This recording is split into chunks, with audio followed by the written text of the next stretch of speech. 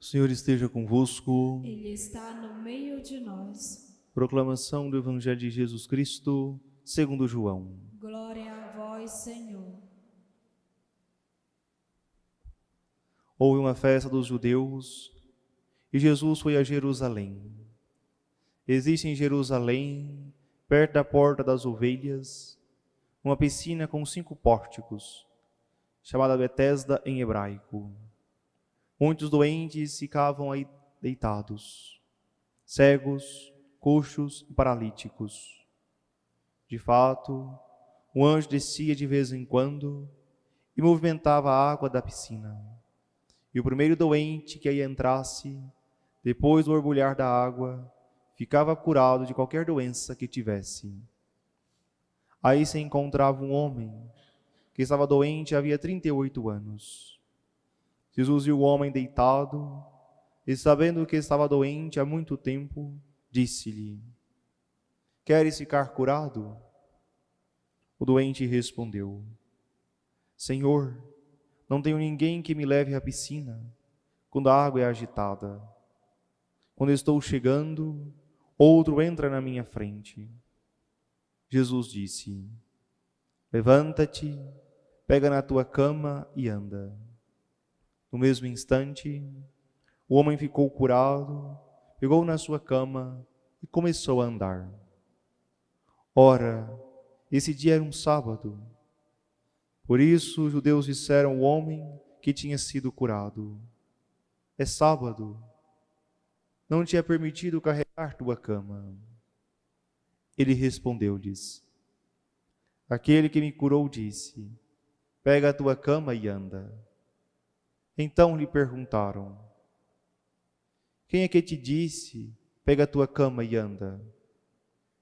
O homem que tinha sido curado não sabia quem fora, pois Jesus se tinha afastado da multidão que se encontrava naquele lugar. Mais tarde, Jesus encontrou o homem no templo e lhe disse: "Eis que estás curado, não voltes a pecar, para que não te aconteça coisa pior." Então o homem saiu e contou aos judeus que tinha sido Jesus que o havia curado. Por isso os judeus começaram a perseguir Jesus, porque fazia tais coisas em dia de sábado. Palavra da salvação. Glória a vós, Senhor.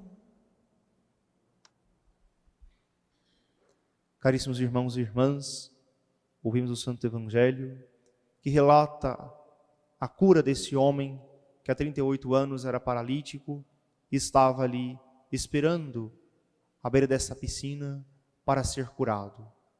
Jesus se aproxima e lhe pergunta: "Queres ser curado?" Ele diz que não tem ninguém que o ajuda. Por isso, todas as vezes que ele se arrasta até essa piscina, sempre alguém passou na sua frente. Ou seja, Jesus que olha para esse homem e lhe oferece a cura. Seja ele que quer agitar a vida desse homem. Seja ele essa água que cura. Por isso que nós possamos também, ao olhar para esse Evangelho, perceber claramente que Jesus se aproxima de nós, nos oferece a cura.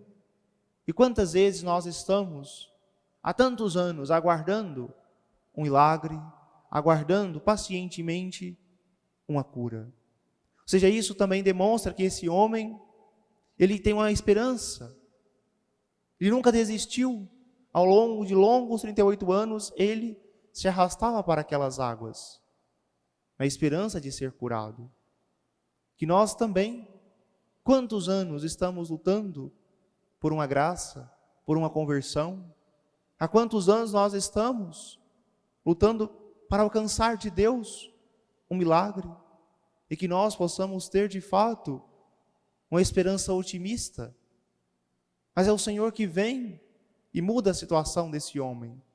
Porque não é somente ele não ter todos os seus movimentos, mas é a solidão de não ter ninguém por ele. Assim, quantas vezes também nós nos encontramos como que na solidão, ninguém para nos amparar, com quem dividir nossas tristezas, nossas lamentações. Ou seja, nós precisamos ter a certeza que Jesus é esse que veio para fazer parte da nossa vida, para nos escutar, para nos dar alegria e curar não somente fisicamente, mas afetivamente o Senhor quer também nos curar. Que possamos pedir ao Senhor que nos ajude a caminhar em direção a Ele, para sermos curados. Interessante que o texto diz que esse homem foi curado. Ele nem sabia quem era Jesus, mas de tantos lugares que ele poderia estar, ele escolheu ir ao templo. Ou seja, isso nos ensina tanto, porque se nós de fato recebemos de Deus tantos milagres, tantas graças, o lugar primeiro que devemos estar é na igreja para agradecer, e não numa festa, num bar ou qualquer outro lugar mundano.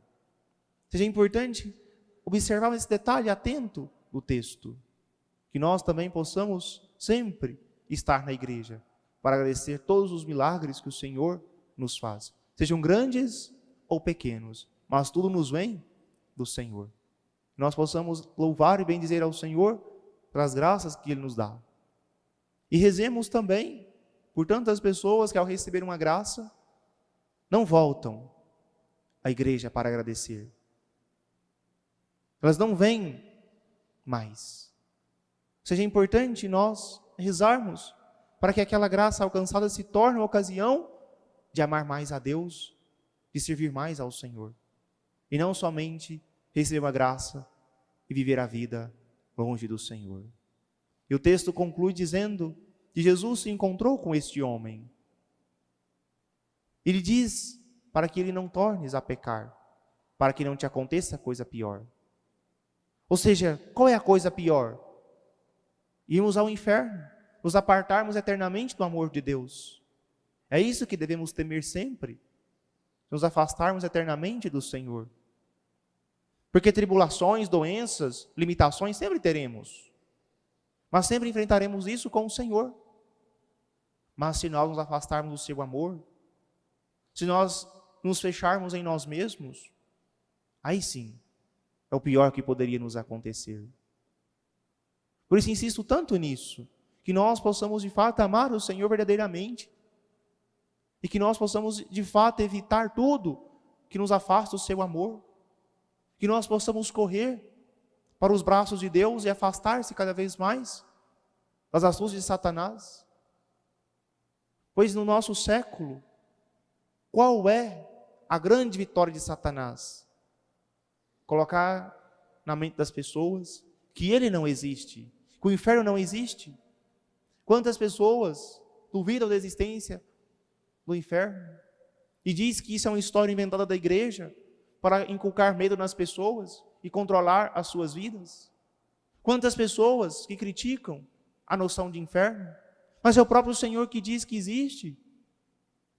E por diversas vezes o Senhor nos exorta para temermos aquele que nos corrói eternamente, o fogo eterno.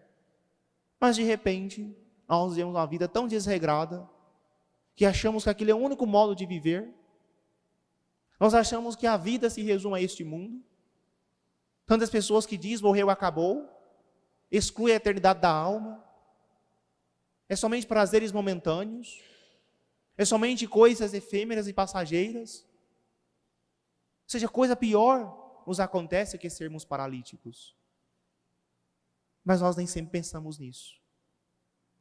E o pior ainda, pessoas que acham que têm uma vida inteira pela frente e diz, mais adiante eu vou me converter. Nós não sabemos quanto tempo nós temos neste mundo.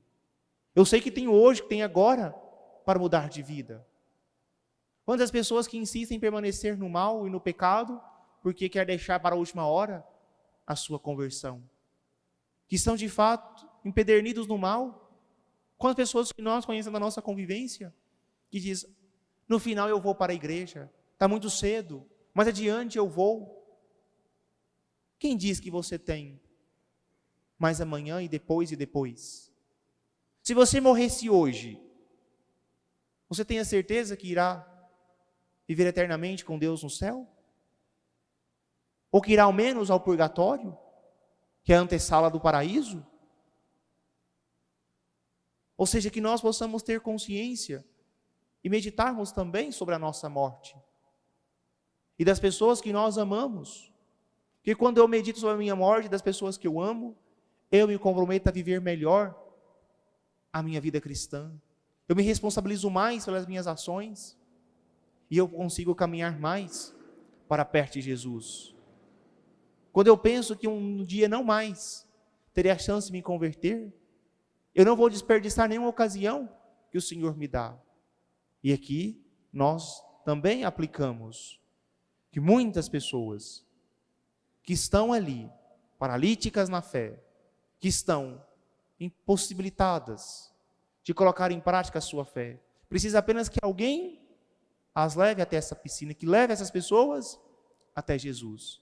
Que nós possamos, na nossa oração, nosso testemunho de vida, o nosso esforço, levar tantos irmãos que há tanto tempo aguardam para se encontrar com o Senhor. Por isso hoje, de modo especial, você que está ouvindo essa homilia, seja pelas redes sociais, pelo rádio, aqui presente, se comprometa a levar alguém na Missa das Rosas, em honra a Santa Rita, para que possa clamar ao Senhor por uma graça, que possa de fato levar alguém que há tantos anos está afastado da fé, que está passando por tribulações do matrimônio, para que possa de fato se aproximar do Senhor, que é essa água viva que cura, que liberta, que transforma a vida. Tantas pessoas que estão ali há tanto tempo pedindo uma graça, mas que precisa do nosso esforço de levar. Porque quantos dos nossos irmãos, os nossos conhecidos que diz, eu não tenho quem me leva, eu não tenho quem vai comigo, que nós possamos fazer esse grande favor, que é levar alguém para se aproximar do Senhor, e pedir a Santa Rita, a graça que tanto almeja, e a maior graça é a fé, para que tenhamos uma fé autêntica, uma fé viva, para que o Senhor possa transformar a vida, não somente nós, mas de tantos que aguardam encontrar-se com o Senhor. Louvado seja nosso Senhor Jesus Cristo.